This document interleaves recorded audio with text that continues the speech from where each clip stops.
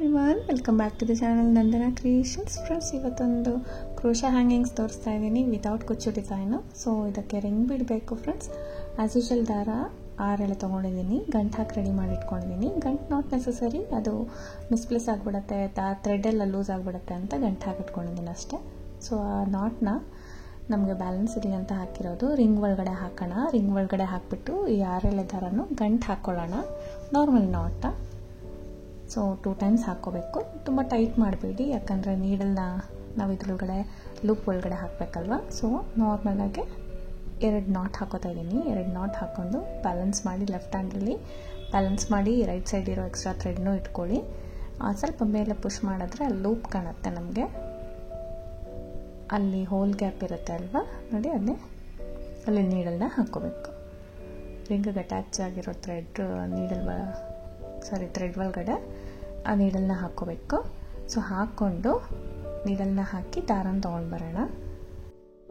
So ದಾರನ ತೊಗೊಂಡು ಬಂದು ಈ ರೀತಿ ತೊಗೊಂಡು ಬಂದರೆ ಇಲ್ಲಿ ಒಂದು ಲೂಪ್ ಆಗುತ್ತೆ. ಈ ಥ್ರೆಡ್ ಎಕ್ಸ್ಟ್ರಾ ಥ್ರೆಡ್ ಏನಿದೆ ಲೆಫ್ಟ್ ಸೈಡಿಗೆ ಬಂದ್ಬಿಡುತ್ತೆ ಅದು. ಅದನ್ನು ಹಾಗೆ ಪ್ಲೇಸ್ ಮಾಡಿ ಅದನ್ನು ಸೇರಿಸಿ ಫ್ರೆಂಡ್ಸ್. ಮತ್ತೆ ನೀಡಲ್ನ ರಿಂಗ್ ಬೀಡ್ ಒಳಗಡೆ ಹಾಕ್ತೀನಿ. ಆ ಥ್ರೆಡ್ಡು ಹಾಗೆ ಇರಬೇಕು. ಅದನ್ನು ಸೇರಿಸ್ಕೊಂಡು ನಾನು ದಾರನ ತೊಗೊಂಡು ಬರ್ತೀನಿ. 2 ದಾರ ಇರುತ್ತೆ ಇವಾಗ ನೀಡಲ್ ಮೇಲೆ. 2 ದಾರ ಸೇರಿ ಒಂದು ಮಾಡ್ಕೊಳ್ಳೋಣ, ಒಂದು ಸಿಂಗಲ್ ಕ್ರೋಶೆ. ಅಗೇನ್ ನೀಡಲ್ನ ರಿಂಗ್ ಬೀಡ್ ಒಳಗಡೆ ಹೋಗಿ ದಾರನ ತೊಗೊಂಬರ್ಬೇಕು. ಆ ಥ್ರೆಡ್ ಎಕ್ಸ್ಟ್ರಾ ಥ್ರೆಡ್ಡು ಹಾಗೆ ಇರಬೇಕು. ಸೊ 2 ಸೇರಿಸಿ ಲಾಕ್ ಮಾಡ್ಕೊಳ್ಳೋಣ, ಒಂದು ಸಿಂಗಲ್ ಕ್ರೋಶೆ ಮಾಡ್ಕೊಳ್ಳೋಣ. ಸೊ ಈ ರೀತಿ ನಾವು ರಿಂಗ್ ಪೂರ್ತಿ ಸಿಂಗಲ್ ಕ್ರೋಶೆ ಮಾಡ್ಕೊಂಡು ಹೋಗ್ತಾ ಇದ್ದೀನಿ ಫ್ರೆಂಡ್ಸ್. ಎಕ್ಸ್ಟ್ರಾ ಥ್ರೆಡ್ ಯಾಕೆ ಈ ಥರ ಹಾಕ್ತಾ ಇದ್ದೀನಿ ಅಂದರೆ, ಅದು ಇದ್ದರೆ ಸೊ ಮತ್ತೆ ನಾವು ಗಂಪೇಸ್ ಮಾಡಬೇಕಾಗತ್ತೆ, ನೀಟಾಗಿ ಗೊತ್ತಾಗ್ಬಿಡುತ್ತೆ. ಫಿನಿಶಿಂಗೋಸ್ಕರ ನಾವು ಈ ರೀತಿ ಮಾಡಿ ಒಂದು 4 ಸತಿ ಆದಮೇಲೆ ಆ ಎಕ್ಸ್ಟ್ರಾ ಥ್ರೆಡ್ನ ಕಟ್ ಮಾಡಿಬಿಡೋಣ. ನೋಡಿ ಈ ಥರ ಹಿಂದೆ ಬಂದಿರತ್ತಲ್ವ. ಸೊ ಎಕ್ಸ್ಟ್ರಾಸ್ನ ತುದೀಲಿ ಕಟ್ ಮಾಡಿ, ಆದಷ್ಟು ಥ್ರೆಡ್ಸ್ ಕಾಣಿಸ್ಬಾರ್ದು. ಕಟ್ ಮಾಡಿಬಿಟ್ಟು ಮತ್ತೆ ಸಿಂಗಲ್ ಕ್ರೋಶಸ್ನ ಕಂಟಿನ್ಯೂ ಮಾಡ್ಕೊಂಡು ಹೋಗೋಣ. ಸೊ ರಿಂಗ್ ಮೇಲೆ ಬರೋ ಥರನೂ ಚೈನು. ಸೊ ಈ ಥರ ಸಿಂಗಲ್ ಕ್ರೋಶೆನ ಮಾಡ್ಕೊಂಡು ಹೋಗಬೇಕು. ಎಷ್ಟು ಫಿಲ್ ಆಗುತ್ತೆ ಅಷ್ಟು ಮಾಡಬೇಕು ಫ್ರೆಂಡ್ಸ್. ಫುಲ್ ಫಿಲ್ ಮಾಡಬೇಕು, ಏನು ಕೌಂಟಿಂಗ್ಸ್ ಏನಿಲ್ಲ ಇದಕ್ಕೆ. ನಾನು ಇದು ರೆಡಿ ಆದಮೇಲೆ ಸ್ಯಾರಿಗೆ ಹಾಕಿರೋದು ಕೂಡ ತೋರಿಸಿದ್ದೀನಿ. ನಿಮ್ಗೊಂದು ಐಡಿಯಾ ಸಿಗುತ್ತೆ ಹ್ಯಾಂಗಿಂಗ್ಸ್ ಯಾವ ರೀತಿ ಕಾಣಿಸುತ್ತೆ ಅಂತ. ಎಲ್ಲರಿಗೂ ಐ ಕ್ಯಾಚಿಂಗ್ ಇರುತ್ತೆ ಫ್ರೆಂಡ್ಸ್. ಆ್ಯಕ್ಚುಲಿ ಸ್ಯಾರಿ ಬೇರೆಯವ್ರದ್ದು, ನಾನು ಫಂಕ್ಷನಲ್ಲಿ ನೋಡಿ ನನಗೂ ಇಷ್ಟ ಆಗಿಬಿಟ್ಟು ನಾನು ವಿಡಿಯೋ ತೊಗೊಂಡು ಬಂದಿದ್ದೀನಿ. ತುಂಬ ಚೆನ್ನಾಗಿ ಬಂದಿತ್ತು ಡಿಸೈನು. ಸೊ ಅದನ್ನೇ ಇವಾಗ ತೋರಿಸ್ತಾ ಇರೋದು. ಕಂಟಿನ್ಯೂಸ್ ಆಗಿ ಸಿಂಗಲ್ ಕ್ರೋಶೆ ಹಾಕ್ಕೊಂಡು ಹೋಗೋದು, ತುಂಬ ಈಸಿ ಇದೆ ಡಿಸೈನು. ಸೊ ಫುಲ್ ಹಾಕಿ ನೋಡಿ, ಪೂರ್ತಿ ಹಾಕ್ಕೊಬಂದಿದ್ದೀನಿ. ಪೂರ್ತಿ ಹಾಕಿ ಫಸ್ಟ್ ಒನ್ ಇರುತ್ತಲ್ಲ ಫ್ರೆಂಡ್ಸ್, ಫಸ್ಟ್ ಒನ್ನು ಮೇಲೆ ಚೈನ್ ಗ್ಯಾಪ್ ಇರುತ್ತಲ್ಲ, ಫಸ್ಟ್ ಸಿಂಗಲ್ ಕ್ರೋಶೆ ಸ್ಟಾರ್ಟಿಂಗ್ ಮಾಡಿರ್ತೀವಲ್ಲ, ಅಲ್ಲೇ ಒಂದು ನೋಡಿ ಆ ಚೈನ್ ಗ್ಯಾಪ್ ಒಳಗಡೆ ನಾನು ನೀಡಲ್ನ ಹಾಕ್ತೀನಿ. ಈ ದಾರನ ತೊಗೊಂಡು ಬರ್ತೀನಿ. ದಾರನ ತೊಗೊಂಡು ಬಂದು ಈ ಚೈನ್ ಏನಿದೆ ಫಸ್ಟ್ ಚೈನು, ಆ ಚೈನಲ್ಲೂ ಇದೇ ಥ್ರೆಡ್ನ ಪಾಸ್ ಮಾಡ್ಕೋತೀನಿ. ಈ ರೀತಿ ಸ್ಟಿಚ್ ಹಾಕೋಬೇಕು. ಸೊ 2ಕ್ಕೂ ನಾವು ಒಂದೇ ಸತಿ ದಾರನ ಎಳ್ಕೊಳ್ತೀನಿ. ಸೊ ಎಳ್ಕೊಂಡಾಗಿದ ತಕ್ಷಣ ರಿಂಗನ್ನ ಟರ್ನ್ ಮಾಡ್ಕೋಬೇಕು. ಸೊ ಫ್ರಂಟ್ ಸೈಡ್ ವರ್ಕ್ ಮಾಡಿದ್ವಿ ಅಲ್ವಾ, ಈ ಥರ ಫ್ರಂಟ್ ಸೈಡ್ ಇದು back side. So back side turn ಮಾಡಿಕೊಂಡು ಈ ರೀತಿ ಸ್ವಲ್ಪ ದಾರ ಮೇಲೆ ಮಾಡೋಣ. ಸ್ವಲ್ಪ ದಾರ ಮೇಲೆ ಮಾಡಿ ಒಂದು ಸ್ಮಾಲ್ ಬೀಡನ್ನ ತೊಗೊಳ್ಳೋಣ ಫ್ರೆಂಡ್ಸ್. ಇದಕ್ಕೆ ಬೀಡ್ಸ್ ಕೂಡ ಅಟ್ಯಾಚ್ ಮಾಡಬೇಕು. ಒಂದು ಸ್ಮಾಲ್ ಬೀಡನ್ನ ಇನ್ಸರ್ಟ್ ಮಾಡೋಣ. 2 mm ಆದರೂ ಸರಿ, 3 mm ಆದರೂ ಸರಿ. ಸ್ಮಾಲ್ ಬೀಡನ್ನ ಇನ್ಸರ್ಟ್ ಮಾಡಿಕೊಂಡು, ಸಾರಿ ಥ್ರೆಡ್ ಮಿಸ್ ಆಗೋಯ್ತಲ್ಲ, ಈ ಬೀಡ್ ಈ ರೀತಿ ತೊಗೊಂಡು ಎಲ್ಲ ಥ್ರೆಡ್ಸ್ನು ಒಂದೇ ಸತಿ ತೊಗೊಂಡು ಬೀಡನ್ನ ಪಾಸ್ ಮಾಡ್ಕೋಬೇಕು. ಪಾಸ್ ಮಾಡಿಕೊಂಡು ನೆಕ್ಸ್ಟ್ ಸಿಂಗಲ್ ಕ್ರೋಶೆ ನೋಡಿ ಹಿಂದೆಗಡೆ ನೀಟಾಗಿ ಹೋಲ್ ಗ್ಯಾಪ್ ಕಾಣಿಸ್ತಾ ಇದೆ ಅಲ್ವಾ. ಫಸ್ಟ್ ಹೋಲ್ ಗ್ಯಾಪ್ ಇರುತ್ತೆ ನೋಡಿ, ಫಸ್ಟ್ ಸಿಂಗಲ್ ಕ್ರೋಶೆ ಹಿಂದೆ ಇರೋ ಹೋಲ್ ಗ್ಯಾಪ್, ಫಸ್ಟ್ ಹೋಲ್ ಗ್ಯಾಪ್ಗೆ ನಾನು ಡೈರೆಕ್ಟಾಗಿ ನೀಡಲ್ ಹಾಕ್ತೀನಿ. ಬೀಡನ್ನ ಇನ್ಸರ್ಟ್ ಮಾಡಿದ ತಕ್ಷಣ ನೀಡಲ್ನ ಹಾಕಿ ದಾರನ ತೊಗೊಂಡು ಬಂದು 2 ದಾರ ಸೇರಿ ಒಂದು ಮಾಡ್ಕೋತೀನಿ. ಸೊ ಬೀಡ್ ಲಾಕ್ ಬೇಡ ಫ್ರೆಂಡ್ಸ್, ಜಸ್ಟ್ ಸಿಂಗಲ್ ಕ್ರೋಶೆ ಮಾಡ್ಕೋತಾ ಇದ್ದೀನಿ. ಮತ್ತೆ ಸ್ವಲ್ಪ ದಾರ ಮೇಲೆ ಮಾಡಿ ಇನ್ನೊಂದು ಬೀಡನ್ನ ಇನ್ಸರ್ಟ್ ಮಾಡ್ತೀನಿ. ಇನ್ನೊಂದು ಬೀಡನ್ನ ಇನ್ಸರ್ಟ್ ಮಾಡೋಣ. ನೆಕ್ಸ್ಟ್ ಹೋಲ್ ಗ್ಯಾಪಿದೆ ನೋಡಿ, ಕ್ಲೀನಾಗಿ ಕಾಣಿಸುತ್ತೆ. ಬ್ಯಾಕ್ ಸೈಡಿಂದ ಮಾಡ್ತಾ ಇದ್ದೀವಲ್ಲ, ನೀಟಾಗಿ ಗೊತ್ತಾಗುತ್ತೆ. ಸೊ ಅಲ್ಲಿ ನಾನು ಮತ್ತೆ ಸಿಂಗಲ್ ಕ್ರೋಶೆ ಹಾಕ್ತಾ ಇದ್ದೀನಿ. ನೀಡಲ್ ಹಾಕಿ ದಾರ ಅಂತಂದು 2 ದಾರ ಸೇರಿ ಒಂದು ಮಾಡ್ಕೊಳ್ಳೋದು.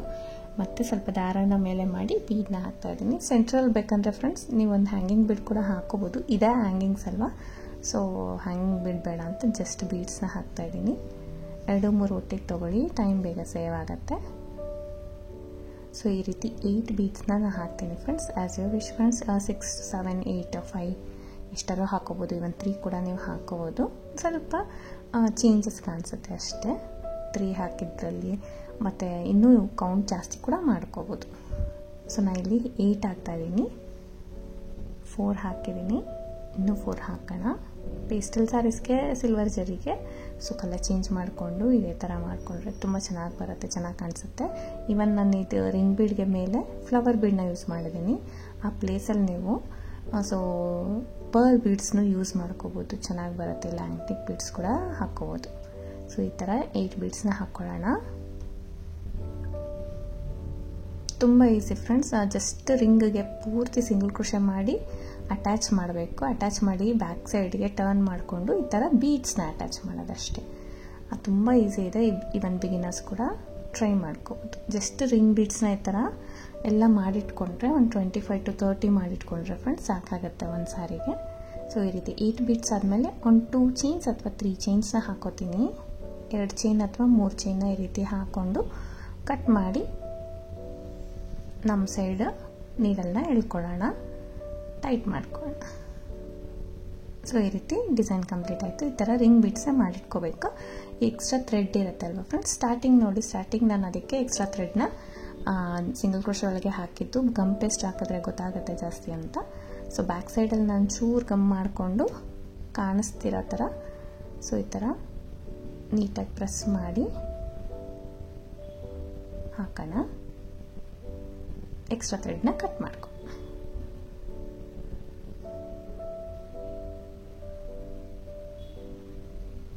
ಸೊ ಈ ರೀತಿ ರೆಡಿ ಮಾಡಿಟ್ಕೋಬೇಕು. ಒಂದಷ್ಟು ಪ್ಯಾಚಸ್ನ ರಿಂಗದು ರೆಡಿ ಮಾಡಿಟ್ಕೋಬೇಕು. ಸೊ ರೆಡಿ ಮಾಡ್ಕೊಂಡ್ಮೇಲೆ ಆಮೇಲೆ ಸ್ಟಿಚಿಂಗ್ ತುಂಬ ಈಸಿ. ಒಂದು ಸಾರಿಗೆ 25 to 30 ಇಡ್ಸುತ್ತೆ ಫ್ರೆಂಡ್ಸ್. ನಿಮಗೆ ಮೆಷರ್ಮೆಂಟ್ ನೋಡಿಕೊಂಡು ನೀವು ಮಾಡಿಟ್ಕೊಳ್ಳಿ. ಸೊ ಈ ರೀತಿ ಕಾಣುತ್ತೆ. ಯಾವಾಗಲೂ ಡಬಲ್ ಕ್ರೋಶದಲ್ಲಿ ಇದನ್ನು ಮಾಡ್ತಾಯಿದ್ದೀವಿ ರಿಂಗ್ ಬೀಡ್ಸ್ನ. ಸಿಂಗಲ್ ಕ್ರೋಶಲ್ಲಿ ಮಾಡ್ತಾಯಿದ್ದೀನಿ. ಪುಟ್ಟದಾಗಿ ಹ್ಯಾಂಗಿಂಗ್ ಕೂಡ ತುಂಬ ಚೆನ್ನಾಗಿರುತ್ತೆ. ಆಮೇಲೆ ಕ್ರಿಸ್ಟಲ್ ಬೀಡೆಲ್ಲ ಯೂಸ್ ಮಾಡಿ ಹಾಕ್ತಾಯಿದ್ದೆ. ಇದನ್ನು ಲೆಂತಿ ಫ್ಲವರ್ ಬೀಡನ್ನ ಹಾಕಿದ್ರು. ಸೊ ಇಷ್ಟ ಆಯಿತು ಅಂದರೆ ಹೈಲೈಟಾಗಿ ಕಾಣಿಸ್ತಾ ಇತ್ತು ಫ್ರೆಂಡ್ಸ್. ಎಷ್ಟು ನೋಡ್ತಾ ಇದ್ವಿ ಆ್ಯಕ್ಚುಲಿ ಚೆನ್ನಾಗಿ ಕಾಣಿಸ್ತಾ ಇತ್ತು. ಡಿಸೈನ್ ಓಡಾಡ್ತಾಯಿದ್ರೆ ತುಂಬ ಹ್ಯಾಂಗ್ ಆಗ್ತಾಯಿತ್ತು ನೋಡಿ. ನಾರ್ಮಲ್ ನೀಡಲ್ಗೆ ನಾನು ಕಾಟನ್ ಥ್ರೆಡ್ ಹಾಕಿಟ್ಕೊಂಡಿದ್ದೀನಿ. ನಾರ್ಮಲ್ ನೀಡಲ್ಗೆ ಹಿಂದೆ ನಾಟ್ ಹಾಕಿಟ್ಕೊಂಡಿದ್ದೀನಿ. ಅದನ್ನು ಹಿಂದೆಗಡೆ ಜಿಗ್ಜ್ಯಾಗ್ ಬರೋ ಥರ, ಜಿಗ್ಜ್ಯಾಗಲ್ಲಿ ನಾಟ್ ಹೋಗೋ ಥರ. ಸೊ ನೋಡಿ, ಮುಂದೆ ಥ್ರೆಡ್ ಕಾಣಿಸ್ಬಾರ್ದು, ನಾವು ಸ್ಟಿಚ್ ಮಾಡಿರೋದು ಮುಂದೆಗಡೆ ಕಾಣಿಸ್ಬಾರ್ದು. ಅಷ್ಟು ನೀಟಾಗಿ ಸ್ಟಿಚ್ ಮಾಡ್ಕೊಳ್ಳಿ. ಜಸ್ಟ್ ದಾರ ತೊಗೊಂಡು ಈ ಬೀಡನ್ನ ಈ ಥರ ಪಾಸ್ ಮಾಡಿಕೊಂಡು ರಿಂಗ್ ಬೀಡನ್ನ ಅಟ್ಯಾಚ್ ಮಾಡಿ ನಾಟ್ ಮಾಡ್ಕೊಳ್ಳೋದಷ್ಟೇ. ಸೊ ಇದು ಆಲ್ಮೋಸ್ಟ್ ಸೆಂಟರ್ ನೋಡ್ಕೊಳ್ಳಿ. ಸೊ ಬ್ಯಾಕ್ ಸೈಡಿಂದ ಫ್ರಂಟಿಗೆ ನಾನು ಹಾಕೋತೀನಿ. 8 ಚೈನ್ ಗ್ಯಾಪೇ ಇದೆ, 8 ಬೀಡ್ಸ್ ಇದೆಲ್ಲ, 8 ಹೋಲ್ ಗ್ಯಾಪ್ ಇದೆ. ಸೆಂಟ್ರಲ್ಲಿ ಹಾಕ್ಕೊಳ್ಳೋಣ. ಸೊ ಆದಷ್ಟು ಸೇಮ್ ಕಲರಲ್ಲಿ ಬೀಡನ್ನ ಸ್ಟಿಚ್ ಮಾಡ್ಕೊಳ್ಳಿ ಫ್ರೆಂಡ್ಸ್. ಆ ಸೀರೆಯಲ್ಲಿ ಸ್ಟಿಚಿಂಗು ಕಾಣಿಸ್ಬಾರ್ದು, ನೋಟ್ಸು ಸ್ಟಿಚಿಂಗೆಲ್ಲ ಫ್ರಂಟಲ್ಲಂತೂ ಕಾಣಿಸ್ಬಾರ್ದು. ಆ ಥರ ನೀಟಾಗಿ ಜಿಗ್ಜ್ಯಾಗಿಗೆ ಮಾತ್ರ ಸ್ಟಿಚ್ ಮಾಡ್ಕೊಳ್ಳಿ.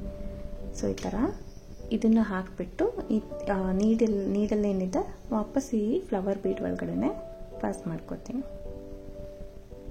ಪಾಸ್ ಮಾಡಿಕೊಂಡು ನೀವು 1 ಟೈಮ್ಸ್ ಬೇಕಂದ್ರೆ 1 ಟೈಮ್ಸ್ ಮಾಡ್ಕೋಬೋದು ಫ್ರೆಂಡ್ಸ್. ಇಲ್ಲ ಇನ್ನೂ ಸೆಕ್ಯೂರ್ ಆಗಿರ್ಬೇಕಂದ್ರೆ ಇನ್ನೂ 1 ಟೈಮ್ ಅದೇ ಥರ ನೀವು ಕ್ಲಾತ್ ತೊಗೊಂಡು ಮತ್ತೆ ಇದೇ ಥರ ಸ್ಟಿಚ್ ಮಾಡ್ಕೋಬೋದು.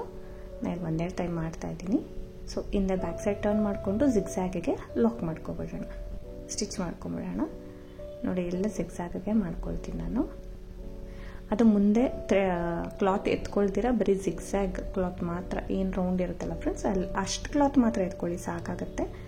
ಸೊ ಆದಷ್ಟು ಟೈಟಾಗಿ ಒಂದು 3-4 ನಾಟ್ಸ್ನ ಹಾಕ್ಕೊಳ್ಳಿ.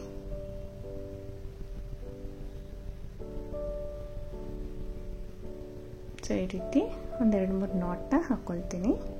ಪ್ರತಿಯೊಂದು ಇದೇ ಥರ ಸ್ಟಿಚ್ ಮಾಡ್ಕೋಬೇಕು ಫ್ರೆಂಡ್ಸ್. ನಾವು ಕಂಟಿನ್ಯೂಸ್ ಆಗಿ ಮಾಡೋಕ್ಕಾಗೋದಿಲ್ಲ ಈ ಡಿಸೈನಲ್ಲಿ. ಪ್ರತಿಯೊಂದು ನಾವು ಪ್ಯಾಚ್ನೂ ನಾವು ಸ್ಟಿಚ್ ಮಾಡ್ಕೋಬೇಕಾಗತ್ತೆ.